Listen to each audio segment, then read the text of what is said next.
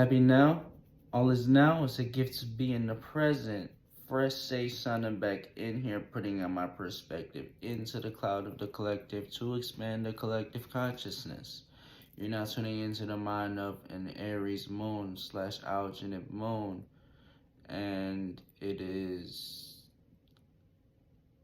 Gemini hours. Yeah, it is Gemini hours / Mercury day. Okay. And it is also, if I'm not mistaken, Valentine's Day. That day that is filtered out through Venus and love, filtered out through what you have, a day of compromising for a significant other type shit, that thing, that this holiday they got y'all practicing. But still, anyway, as I say that, we got this video is for the moon is in Taurus, okay? Moon going into Taurus, and it all aligns, because our emotions is going to be exalted type shit, because the moon is exalted in Taurus, making us more susceptible to overindulge, okay, in whatever we love. And yeah, the things that we love. All right. So we have, this is actually going to be a square. The moon is squaring the sun, with sun being in Aquarius, moon being in Taurus. Okay. So Leos, Scorpios, and Aquariuses are on the opposite side of energy, okay? And Tauruses are the examples, all right? As this is the square energies. And the sextile energies are Aries and Pisces and Cancer type shit. So yeah, those are the energies that could participate, and yeah, that's getting to another topic. But let me just, in another area, but let me just say, like, it's a square because it's making a 90-degree angle to the sun, giving us frustrations and obstacles when it comes to reacting and responding to, the current, let's say, wave of the sun, which is our actions, our vitality, and our ego. So,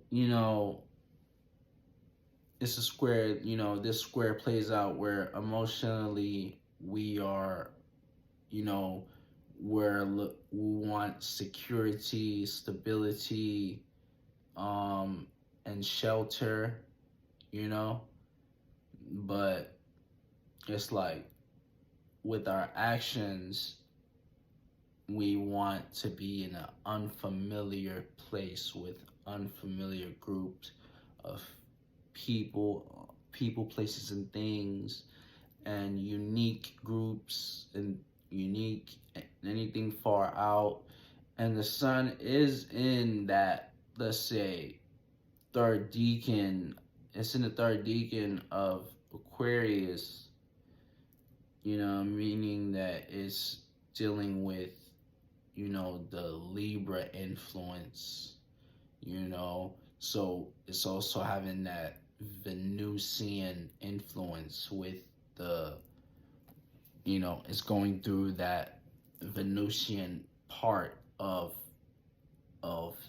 Aquarius, being in that third decan, meaning that we are more, let's say, valuing our associations, seeing the fruits that, that our associations can bear type shit. We're seeing the results that if you do associate yourself with someone or a thought, or the right thought, the right person, the right place, the right thing, you can, sort of gain some sort of, pleasurable, circumstance or outcome from that, So, yeah, this is how that square plays out, so it's not gonna be as harsh as, it's yeah, it's like, it's a square, but it's not as bad as most squares. Taking into consideration that the sun is almost out of Aquarius, we're almost in Pisces season, So, yeah.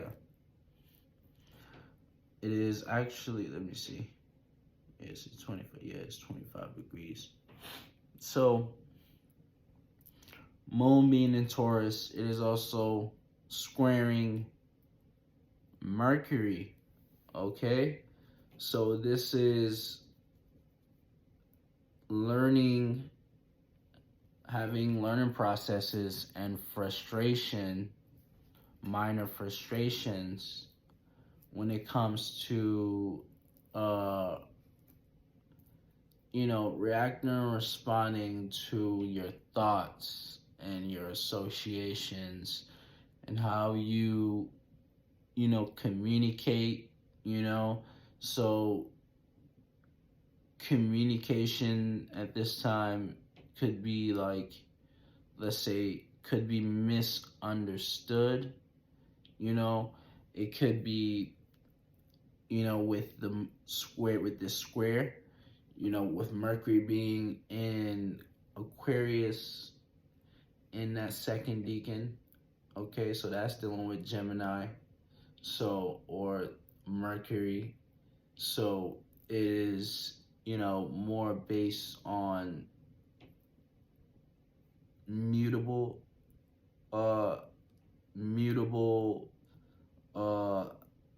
adaptable communication, but filter out the Aquarius, which is dealing with that Saturn influence, so, and that Uranus influence. So it's basically like having this unique way of coming off or communicating, so it's like our communications can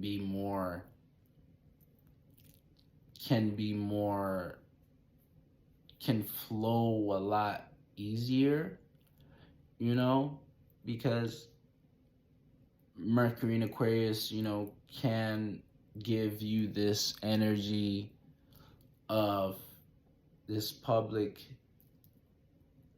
speaker, or a free thinker, so, and basically having the right words to say, giving you the right words to say in a time of when everyone is being rebellious and it's a revolutionary type, you know what I'm saying? Like, having this right words to say when, yeah. So with that, and the moon being in Taurus, we're just learning how to react and respond to how we can relate, and which is being filtered out to Taurus, you know, with this, it's like our emotions being in Taurus makes us more comfortable with stability, you know, money, maternal, you know, so slowly gaining some sort of progress type shit, you know, so it's like, how can we basically, we're learning, this is a learning process, you know, so it's like, how can we talk our way into some sort of stability right now? And with Jupiter there in Taurus, with Jupiter being in Taurus, this is the same thing. This is a square as well with Mercury and the Sun, you know, so we're learning what, you know, how we can expand our maternal, our money with this, with our throat chakra, you know? This is going to be squaring, you know, the Sun has been squaring Jupiter this whole Aquarius season, you know, so we had a stellium in Capricorn. We also got Mars in Aquarius as well. We got Mars in Aquarius, you know. Let me see what. Pluto is slowly sliding back to Capricorn, I think. Let me see. No, it's not. But, you know, that shit is it's an Aquarius. But the Mars is in Aquarius in that 1 degree 15 minutes. So it's also squaring,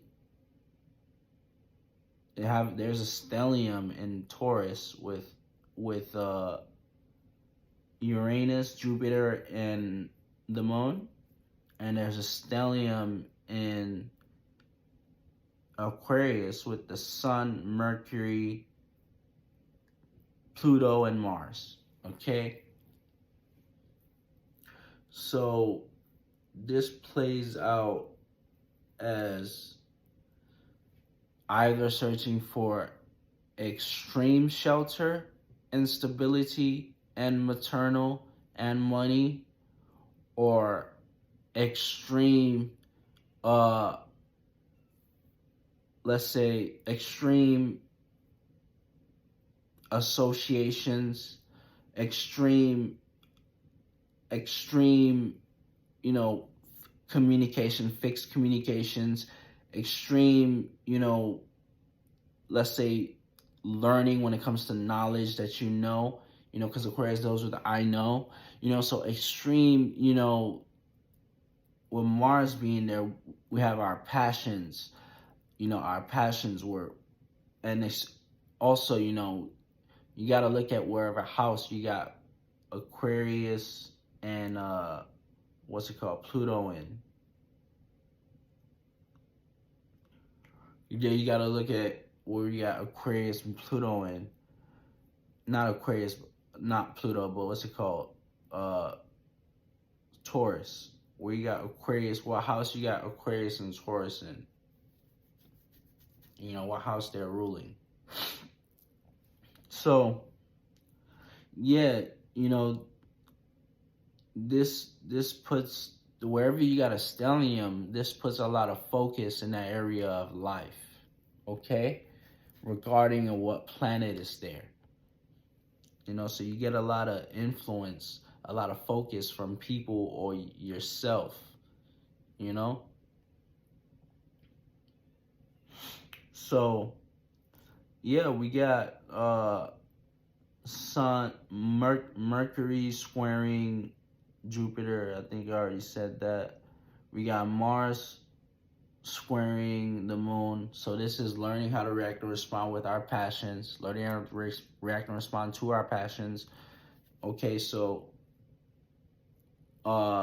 this is basically learning how we can be comfortable with our passions, you know, to be to have this, you know, to have this learning how we can make our passions more comfortable and more pleasurable. You know, when it comes to Pluto, when it comes to what's it called, Mars squaring the moon. You know, so Mars being in Aquarius, this makes more, let's say, let's say if you got Mars in Aquarius, it's like your motivations, your passions, your intentions is more filtered out through, you know, some sort of communication or rebellion. Like rebellion, this is a low octave, but higher octave would be, yeah, like let's say being unique, you know? So yeah, this makes that square, makes a square where it's like emotionally we can, where yeah, we're learning how we can react and respond to our passions. You know, how can we make our passions more unique right now? You know, how can we make our passions more, you know, like the how can we have our unique, you know, imprint on what makes us passionate? And with Pluto being in Aquarius, we're conjuncting Mars, is basically makes us wanting to transform our passions at this time, you know? So, or Pluto is going to transform your passions for you, okay? So, Mercury squaring Uranus and Jupiter. Uranus and Jupiter. Mercury squaring Uranus in Taurus. Mercury squaring Uranus in Taurus. So this is learning how we can react and respond. Learning how we can, let's say, have some sort of unique way of communicating. It's a lot of squares going on. It's a lot of squares going on.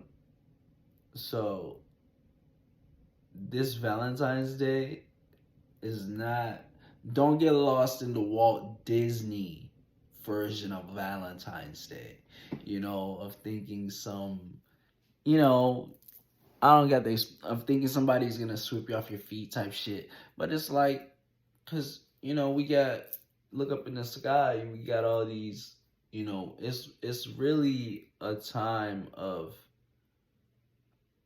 rebelling at this time. And it's like, we're changing. Things are changing and transforming, you know? So with all this Aquarius energy, you know, it's like things aren't going to be normal, you know? So it's like, yeah, don't get lost in the rose-colored glass. Don't have your rose-colored glasses on type shit, you know? Don't get rocked to sleep. So yeah, this is, yeah, we got Mars squaring Jupiter in Taurus. So this is learning how our passions can grow our maternal. Learning how we can grow our maternal with our passions, okay?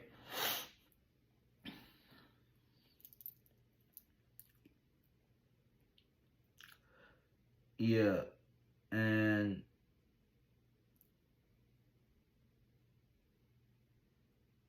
We got Moon conjunct Jupiter and Moon conjunct Jupiter. So this is the opportunities, the stargates, the gifts, the misunderstandings, it could play all, you know. So to react and respond to growth and growing our maternal. And the moon is also sextiling Neptune and Saturn. So this makes it a time to be able to, it's an opportunity, a 60-degree angle to, ground and materialize a dream. Make your dreams a reality. The opportunity to do that. So, Moon is going to conjunct Uranus, so this is the conjunction, so the stargates to, react, to have a unique state of being, a unique way of feeling. Okay? So, yeah, that's going to be it. Those are all the energies you should look out for. Firstly, signing out. Catch you next now.